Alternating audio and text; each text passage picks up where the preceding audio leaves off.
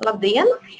Mani sauc Anna Vjaksa, un šodienas mūsu webināra tēma ir kā ieguldīt. Vēl pirms mēs sāksim šo pārunu posmu, es gribu pateikt paldies par jums par jau aizpildītajiem aptaujas jautājumiem saistībā ar 3. pensiju līmeni. Gribu arī informēt, ka šī webināra laikā mēs aktivizēsim vēl vienu aptauju, kuru aicinu jūs tāpat aizpildīt kā iepriekšējo. Nu, lūk, bet pamatā tad šodienas webināra mērķis ir sniegt tās vadlīnijas, kā būtu pareizi piemeklēt un izvēlēties ieguldījumu risinājumus. Šeit ir svarīgi apzināties un saprast, ka ir nozīme veidot nevis emocionālus, bet profesionālus un pārdomātus ieguldījumus. Šodien mēs pārunāsim 3 tēmas. 4 tēmas. Pirmā tēma būs saistīta ar riska toleranci, otra būs saistīta ar klientu tipiem. Tāpat mēs runāsim par to, cik liela nozīme ir regulārajiem ieguldījumiem vai investīcijām. Un visu beigās mēs mēģināsim noskaidrot, vai tad ir nozīme tā saucamai labākajai tirgus cenas ķeršanai.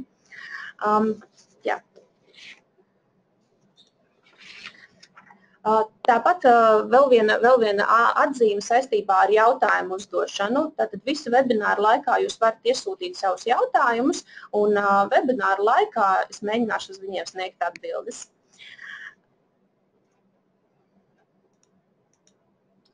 Nu, lūk, tad pirmā tēma un pirmais svarīgais faktors vai komponents, lai izvērtētu, kas tad ir tas vispiemērotākais ieguldījumu risinājums, ir riska tolerance. Riska tolerance pēc būtības ir tā jūsu sajūta un spēja uzņemties risku, veidojot ieguldījumus. Riska tolerance arī sastāv no vairākiem komponentiem, un viens no tādiem būtiskākajiem un redzamākajiem ir šis mērķis, ar kādiem mērķiem jūs izvietojat savu kapitālu. Mērķi var būt daudz un dažādi, arī šai konkrētajā vizualizācijā jūs redzat, ka kapitāla investēšanai var būt 3 tādi būtiskie lielie mērķi. Pirmais tātad ir kapitāla saglabāšana. Tas nozīmē, ka šī tipa klienti savā būtībā ir ļoti konservatīvi. Viņi noteikti nav gatavi uzņemties risku savu kapitālu ieguldījumos. Un noteikti šī stratēģija paredz arī to, ka tālāk jau šī ieguldījuma stratēģija būs konservatīva. Svarīgi ir apzināties, ka kapitāla saglabāšanas šis mērķis, viņš neparedz peļņu. Tas nozīmē, ka jūs nevarat sagaidīt, ka kapitāls ar gadiem pieaugs. Un, protams, ka kapitāla šī izvietošana ir iespējama arī uz īsiem laika periodiem. Otrs kapitāla ieguldīšanas mērķis vai stratēģija var būt tātad kapitāla palielināšana. Šis laikam būs arī viens no tādiem visizplatītākajiem veidiem, ko vairums cilvēki izmanto un kas ir tas viņu mērķis saviem noguldījumiem. Caur šo kapitāla palielināšanas stratēģiju tālāk ieguldījumu risinājums vispiemērotākais noteikti būs visi sabalansētie investīciju pakalpojumi vai risinājumi. Svarīgi zināt, ka jau sabalansētā ieguldījuma šī stratēģija paredz šo riska tolerances vai riska svārstību apjomu no plus 10% līdz mīnus 10%, un noteikti arī ieguldījumu periodam jau vajadzētu būt sākot ar 3 gadiem. Tas būtu tāds optimālais laiks, 3 gadi un uz augšu. Un pēdējā šī kapitāla ieguldīšanas mērķis ir ievērojama kapitāla pavairošana vai vairošana, un šis ir noteikti tas mērķa veids, kas paredz, ka jūs savus līdzekļus novirzat vai piemeklējat viņiem gana aktīvus un agresīvus finanšu risinājumus vai finanšu instrumentus. Agresīvā ieguldījuma taktika paredz arī noteikti būtiski lielāku šo riska toleranci. Tātad jums ir jābūt gataviem uzņemties riska svārstības no plus 20% līdz pat mīnus 20%, un ieguldījumu periods viennozīmīgi šim ieguldījumu periodam jābūt būtiski garākam. Jā, tas būs par šo. Un, ejot tālāk, otra svarīga lieta vai otrs svarīgs komponents ir tā saucamie klientu tipi. Šobrīd arī esmu atvērusi pārskatu, kurā jūs redzat 4 dažādus klientu tipus.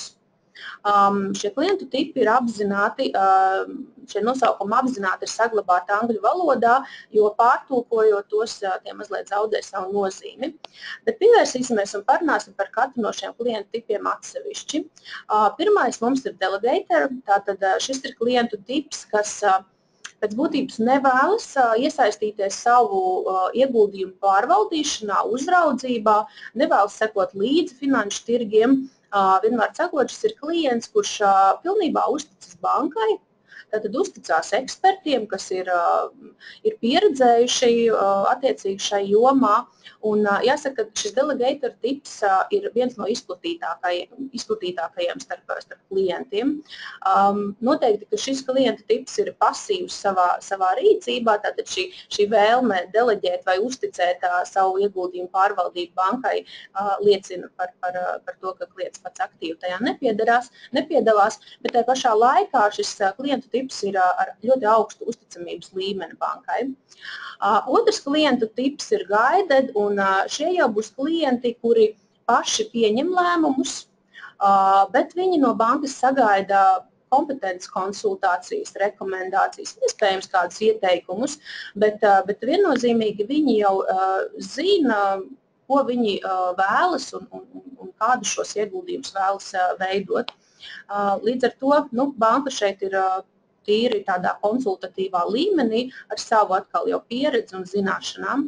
Arī šis klienta tips ir ļoti izplatīts.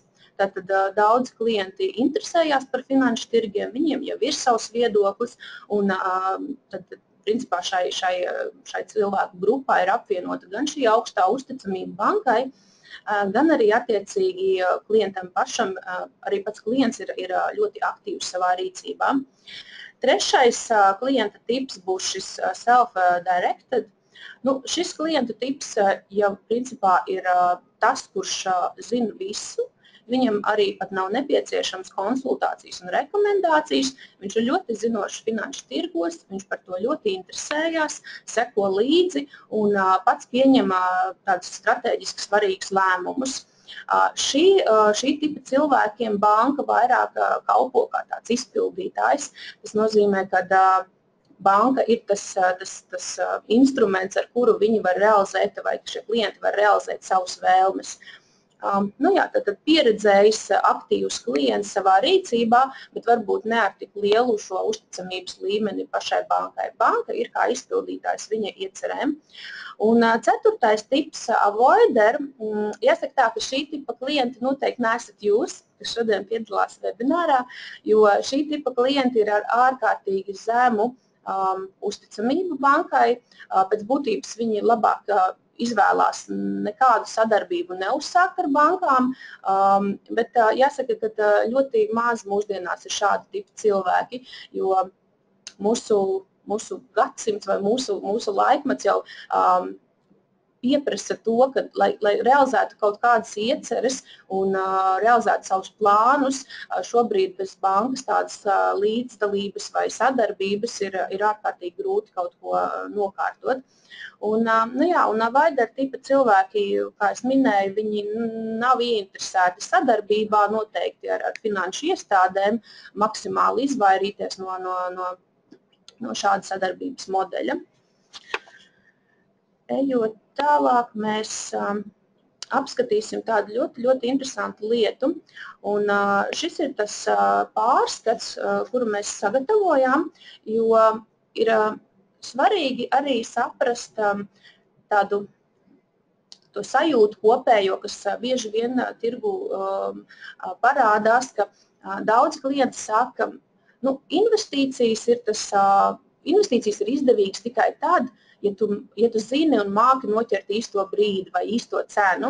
Nu, lūk, un dēļ šiem argumentiem un šiem mītiem, kas bieži vien arī tiek minēti no klientu puses, mēs sagatavojam šo pārskatu, kurā mēs gribam ļoti uzskatām parādīt, ka patiesībā nav nozīmes tai labākās cenas ķeršanai tirgū.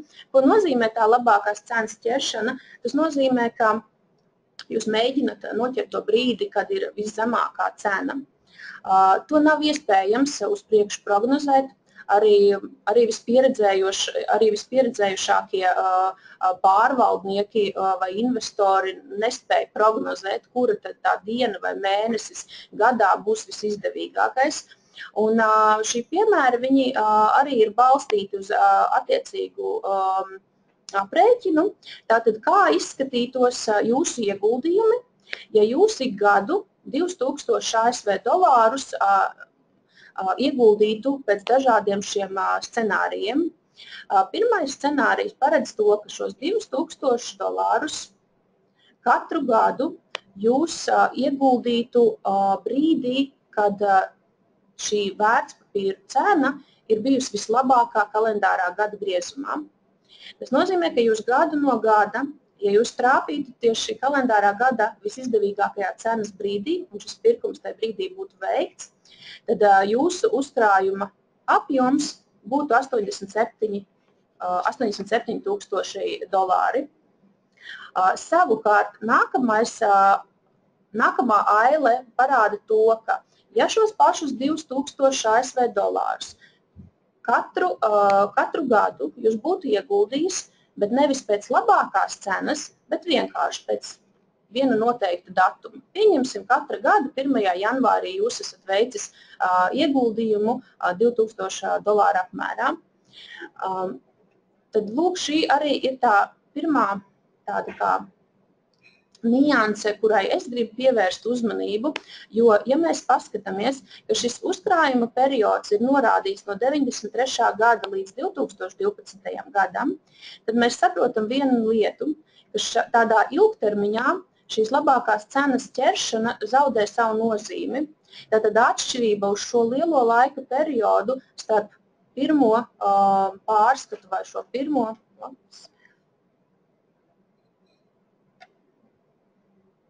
es atvainojos.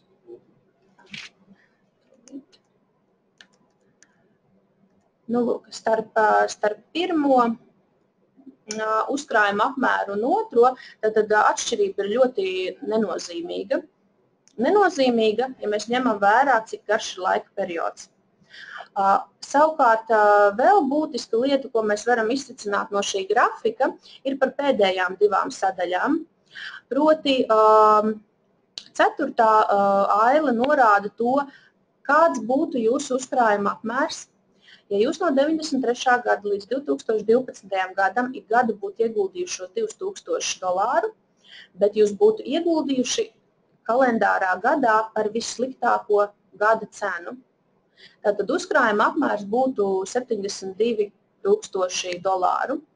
Savukārt, ja jūs šo naudu būtu turējuši naudas tirgū, pieņemsim naudas tirgus tie depozīti, tad uzkrājuma apmērs būtu tikai 51 000. Tikai tas ir nosacīti, bet ja mēs salīdzinām atkal jau ar ieguldījumu vērtspapīros, kas ir bijis par vissliktāko cenu, tad vienalga jūs esat ieguvēji attiecībā pret šo pašu uzkrājumu, ja tas būtu veikts depozītā.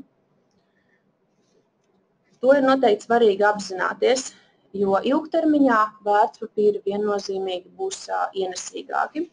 Protams, šeit ir svarīgi pieminēt, ka jebkurā gadījumā mēs esam ieguvēji, ja mums izdodas noķert to īsto brīdi, bet, kā jau minēju, pilnīgi noteikti nav vērts gaidīt un gaidīt šo īsto brīdi, jo tāds var visdrīzāk arī nepienākt, un mēs šādā veidā varam arī palaist patiesībā to labāko cenu garām. Jā, tas būs par šo, un ejot tālāk, mēs apskatīsim trešo tēmu, par kuras arī sākumā jau minēju, par regulārajiem ieguldījumiem vai investīcijām.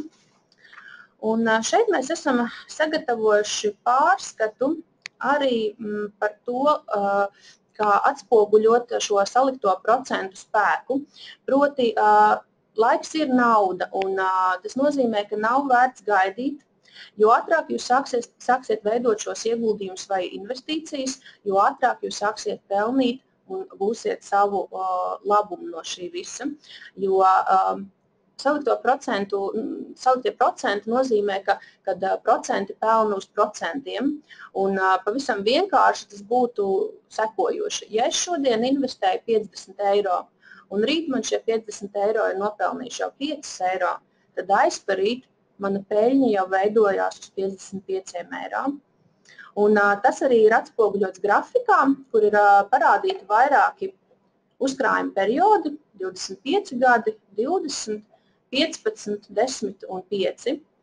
Un uzkrājuma apmērs ir aprēķināts ar nosacījumu, ka ik mēnesi jūs ieguldat 100 eiro un vidējais ienesīgums ir 6% gadā.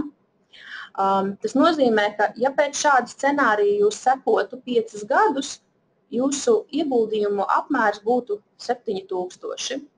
Savukārt jau 20 gadu griezumā tie būtu 46 000, un visu beigās 25 gadu laikā jūs būtu jau pietuvojušies 70 000 eiro uzkrājuma apmēram. Te atkal gribu iestarpināt vai veikt tādu salīdzinājumu ar depozītu.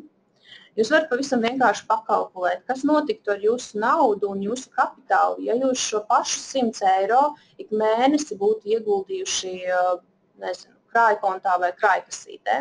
Tas nozīmē, ka 25 gadu laikā šī uzkrājuma apmērs būtu sasniedzis 30 000. Savukārt, ja šis ieguldījums ir novirzīts uz vērtspapīriem, tad uzkrājuma apmērs ir 70 000. Atkal mēs redzam, ka ilgtermiņā ir ļoti, ļoti būtiska atšķirība starp šiem diviem pakalpojumiem.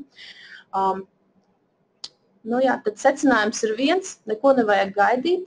Daram to jau šodien, sākam veidot uzkrājumus un izmantojam tirgus situāciju sev par labu. Mazliet papildinot vēl šo regulāro pirkumu priekšrocības, esam sagatavojuši pārskatu par to, kā atšķirās vai kā veidojās ienesīgums klientiem, kas veic vienreizējās iemaksas, un kā tas atšķirās gadījumos, ja klienti veic regulāros pirkumus.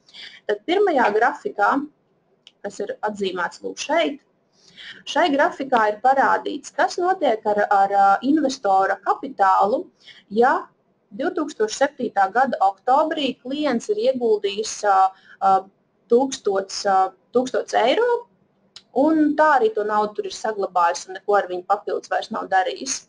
Kā zināms, 7. gada nogale vai pirms 2008. gada sākās krīze, tas bija krīzes laiks, kad sākās ļoti, ļoti būtisks un liels cenu korekcijas. Un klients, kurš ir paspējis ieguldīt vai investēt līdzekļus tātad šai brīdī, kad ir bijusi viena no visaugstākajām cenām, tad neveicot regulārus pirkumus, diemžēl, bet arī uz 2015. gada nogali šis kumulatīvais ienesīgums pret sākotnēji ieguldītiem 1000 eiro ir mīnus 1,2%. Savukārt, tieši tas pats scenārijs, tieši tas pats uzkrājuma periods, kā jūs redzat, un tieši tāds pats princips, ja klients šos 1000 eiro ieguldīja 7. gada nogalē, un pēc tam ir veicis vēl regulārus pirkumus, tad jau šī klienta uzkrājuma tas kumulatīvais ienesīgums sastāv 26%. Tas nozīmē, ka klients, kurš ir pircis vai veicis investīcijas brīdī, kad tirgus ir lejupējošs vai krītošs, šim klientam ir visu laiku sanācis iegādāties šo vērtspapīru par zemāku cenu, kas atkal brīdī, ja tirgus sāk augt, būs jūsu priekšrocība. Un tam visam pāri ir svarīgi saprast, ka sākt ieguldījumus veidot ir būtiski ar profesionāliem instrumentiem vai ieguldījumiem. Un, protams, kā arī jūs iepriekš redzējāt, ka ir ļoti daudz dažādas šīs stratēģijas, ir ļoti daudz dažādu klientu tipi un veidi, kā noteikt šo riska toleranci, bet svarīgi ir apzināties, ka banka ir tā, kas jums var palīdzēt izveidot primāri jums vispiemērotāko šo ieguldījumu risinājumu vai finanšu risinājumu, un tas, ka jūs darat to ar profesionāļu palīdzību, dod jums ļoti daudz priekšrocības. Kā piemēram, kas ir šīs priekšrocības? Primārā priekšrocība noteikti ir tā, ka caur profesionāliem ieguldījumiem jūs iegūstat neierobežotu piekļuvu finanšu tirgiem. Ko tas nozīmē? Tas nozīmē, ka ja jūs veicat investīcijas vai uzkrājumus individuāli, tad bieži vien pie tādiem individuāliem pirkumiem vai investīcijām šis starta kapitāls ir būtiski lielāks.